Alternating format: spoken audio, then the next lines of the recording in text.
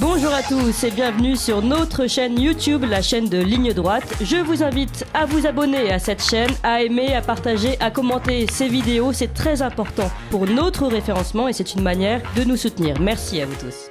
Bonjour Mike. Bonjour, vous allez bien ? Très bien, vous étiez à la manifestation citoyenne et Gilets jaunes sans étiquette politique avec Marc Doyer samedi. C'est ça, mais je parlerai pas de ça pour l'instant. Je voulais d'abord un petit message. Madame Bourguignon, Monsieur Castaner, Madame Montchalin, Madame Marissienne Anou, Madame Avia, etc. Adieu, vous êtes partis trop tôt. La France a peur. Je crois qu'on peut le dire aussi nettement. La France connaît la panique depuis la fin de l'intervention du précédent invité qui parlait de Julian Assange.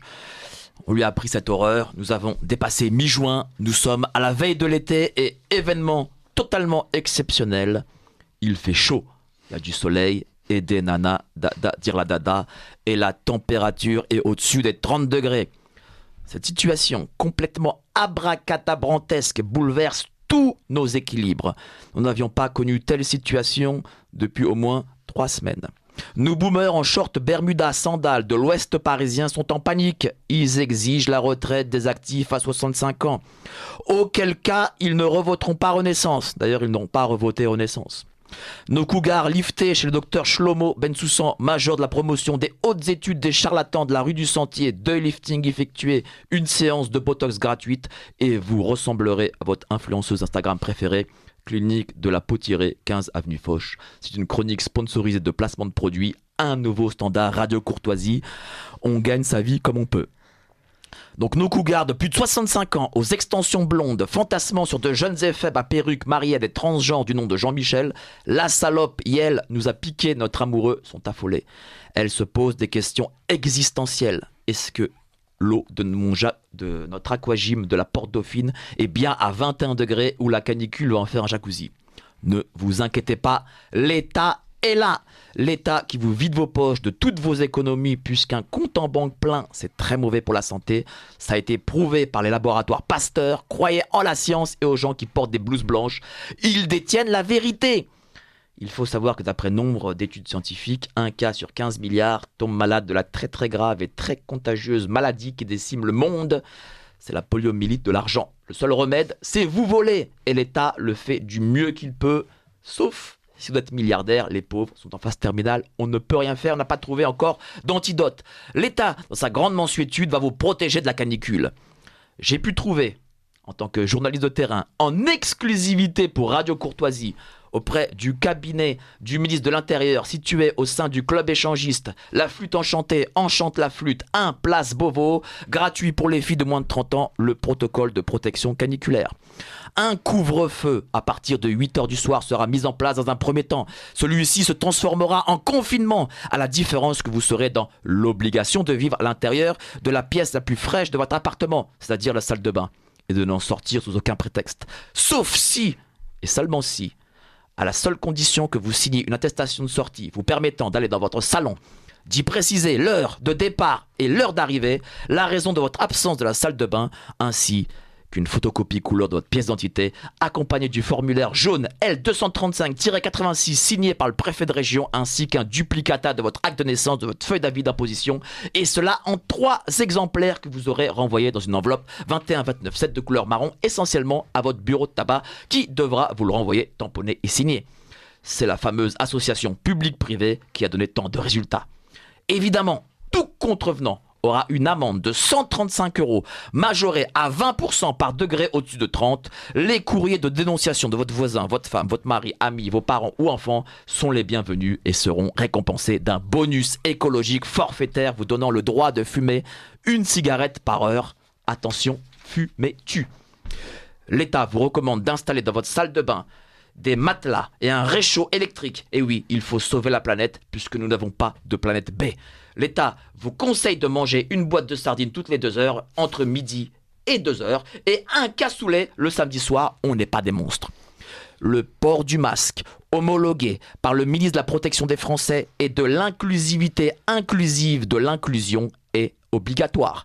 Celui-ci devra être de couleur bleue claire pour ne pas confondre avec les murs blancs de votre salle de bain. Et pour plus de confort de fraîcheur, l'État vous conseille fortement sur vos joues droite et gauche, par-dessus votre masque, de scotcher avec des bandes adhésives essentiellement de marque Patex. Le PDG de l'entreprise est un ami de la famille Trogneux. Il a donc gagné le marché public. 2 bouteilles de 50 centilitres d'eau minérale fraîche de marque cristalline que vous ne décollerez sous aucun prétexte pendant toute la durée de la canicule.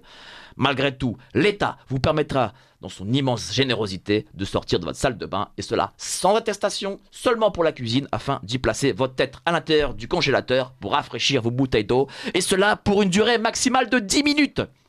Attention, une exception pour les personnes fragiles de type grands-parents.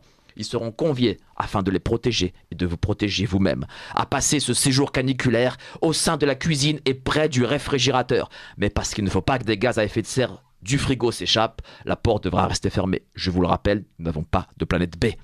Le terrain de travail sera généralisé pour tous, sauf exception.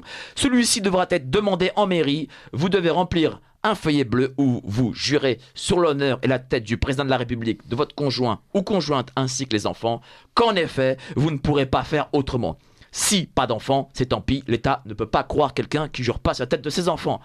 Exception faite en Seine-Saint-Denis, où le Wallaradim seul est autorisé. Ou si vous êtes de type transgenre, l'État, dans sa grande politique d'inclusion par le coupé kiki, vous permettra de vous balader en barésie et talons hauts entre la Porte Dauphine et le Bois de Boulogne. Des milliers d'inspecteurs de travail à la retraite, de type trotskiste, léniniste, marxiste et stalinien, à la fois, seront remis sur le circuit afin de vérifier que les entreprises respectent scrupuleusement ces règles de protection des travailleurs.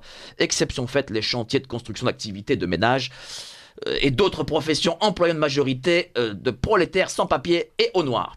Sachez que l'État est là et il vous protège et vous souhaite une merveilleuse canicule, vous en excusant de la gêne occasionnée. En attendant, voici le témoignage d'un pompier suspendu au grand rassemblement de Marc Doyer ce samedi, auquel j'ai vraiment, évidemment, participé. 5000 pompiers suspendus. Voilà. Il est suspendu lui aussi parce qu'il a refusé l'injection. Alors dis-moi, cher Pierrick, avec quoi vis-tu aujourd'hui en tant que pompier suspendu ? Donc je suis suspendu depuis le 15 septembre 2021 suite à l'obligation vaccinale.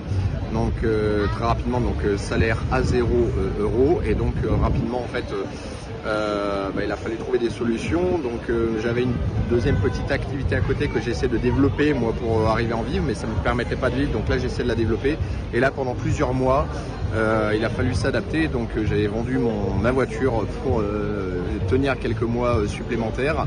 Et également, j'ai pu avoir le soutien de quelques dons et surtout notamment le syndicat Liberté Santé qui peut également nous appuyer un petit peu. Donc là, ça veut dire qu'en gros, tu touches pas de salaire. Tu n'as pas d'allocation chômage, allocation tout court, exactement aucune aide. Donc, ça fait 9 mois que je suis sans salaire. Tout ça, rien, zéro. Rien du tout.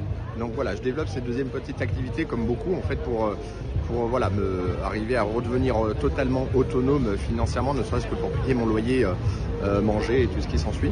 C'est-à-dire que voilà, on a des pompiers qu'on suspend, qui doivent vendre leur bagnole, qui n'ont plus de quoi payer leur loyer. C'est dramatique quoi. Et est-ce que les gens sont au courant au moins de ça ? Non, parce que, je pense qu'on va encore beaucoup de gens qui ne se rendent même pas compte qu'on est encore suspendu. Quand on en parle à certains, il y en a encore qui nous disent, mais droit dans les yeux, mais c'est encore en vigueur ça. Ils sont encore surpris que là, aujourd'hui, il y a encore des personnels soignants et assimilés qui sont suspendus. Et donc là, ça fait plus de 9 mois aujourd'hui qu'on est suspendu sans salaire, avec justement la nécessité de devoir... Est-ce qu'il y a une action judiciaire qui est en cours, quelque chose ? Ouais, alors moi, je suis la tête de dossier en fait d'une requête auprès de la Cour européenne des droits de l'homme, qui a été entamée par le syndicat Sud avec des juristes. Et donc ça qui a débuté donc fin d'année 2021.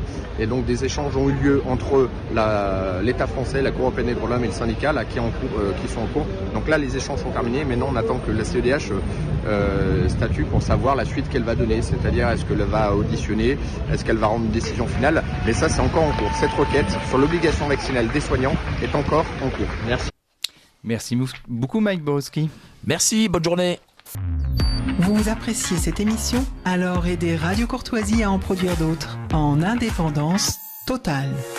Rendez-vous sur soutenir.radiocourtoisie.fr. Merci d'avance.